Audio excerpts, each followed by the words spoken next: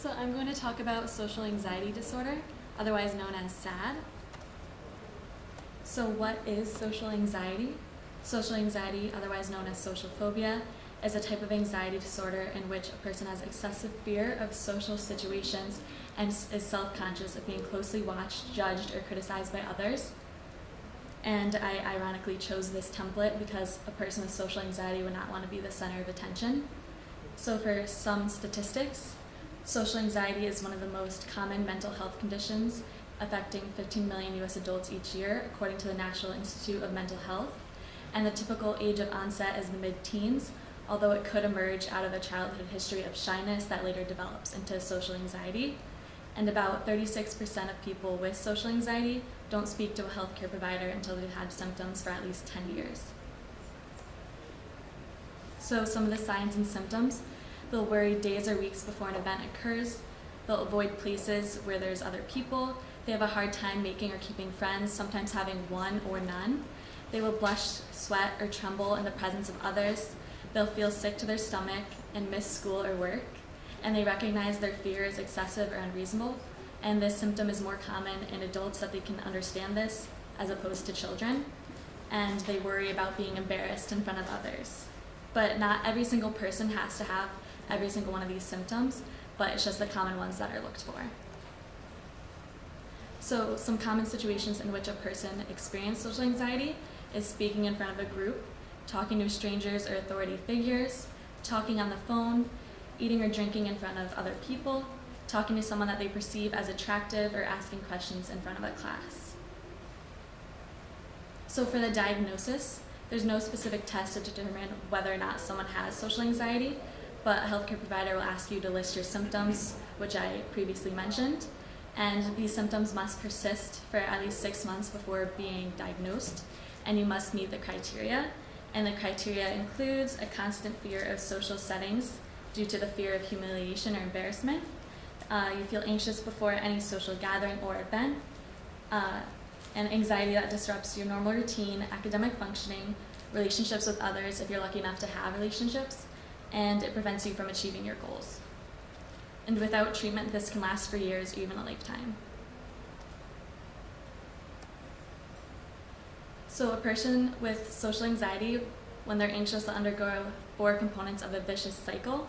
And so I'm going to go through how someone with social anxiety would react to presenting in front of a group of people, as I am right now.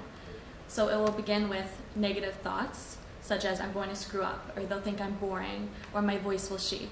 And these thoughts will then create their anxiety, and they'll worry about what every single person in the room is thinking about them at this moment.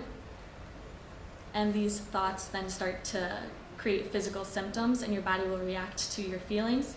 And the most common symptoms will be hands trembling, you'll blush or get really red in the face, you'll talk fast to get the presentation over with, people will choke or stumble over their words, and their body or voice will also shake, which is something that they just can't control.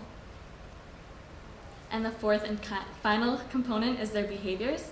So in order to reduce their anxiety, they'll unconsciously or subconsciously react by hiding behind the podium.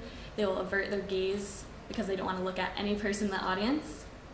And anxiety in these situations will create a learned dissociation that leads to actual or perceived poor performance that causes embarrassment, which is something that they don't want to experience whatsoever.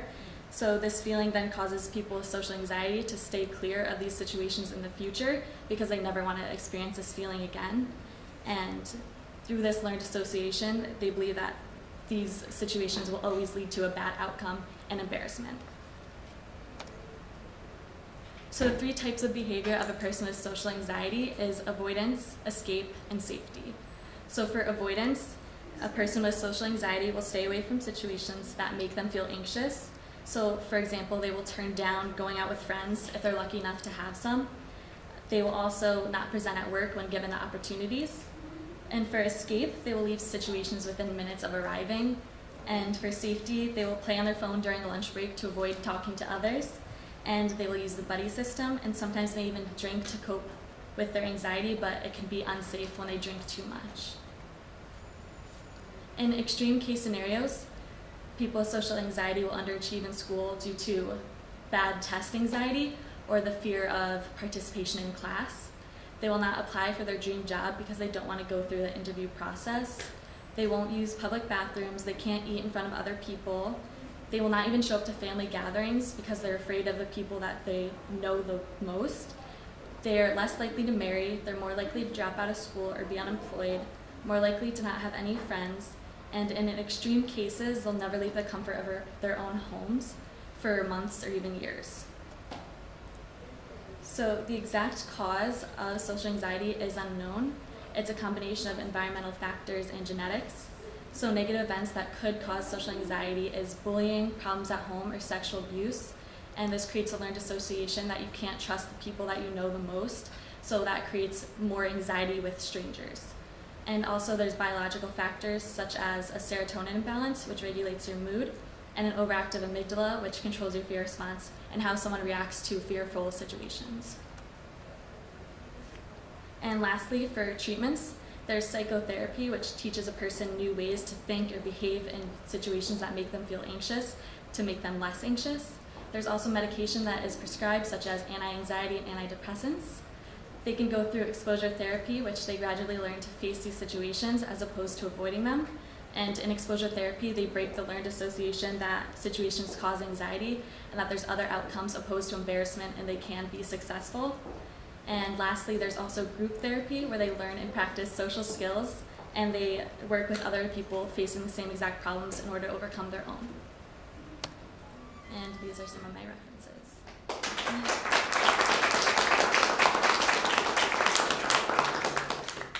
Any questions? Yeah. What made you choose your topic? Was this for Dr. Levy's class? Yeah, it was for last semester, and it was the one that stood out to me the most. Okay. What was the most interesting you learned from it? Like, I didn't realize how bad it could be, where it like interrupts your daily life, and that some people may not even leave home. So I didn't understand that it was to that extent. That debilitating. Yeah. Any other questions? Yes. How do you differentiate between just being shy, really shy and having the disorder? I think you'd have to just look at the symptoms, like more into it and see where you stand opposed to someone being shy, because it does emerge out of being shy. So I'm not sure where the line is, where it crosses into social anxiety. Any other questions? I know one student, he graduated last year. His name is Michael Svila, and now he's in CSU. The first year, I remember, when he talked with the person, he looked at the floor or look at the ceiling, but the second year we pushed him, as the robotic club president and PDK, officer. And after he graduated, he's so confident. His mom will say, Middlesex changed him so much, not just academically and also his personality. He's a very good leader, here. I think the more chance you give to the student, the more confident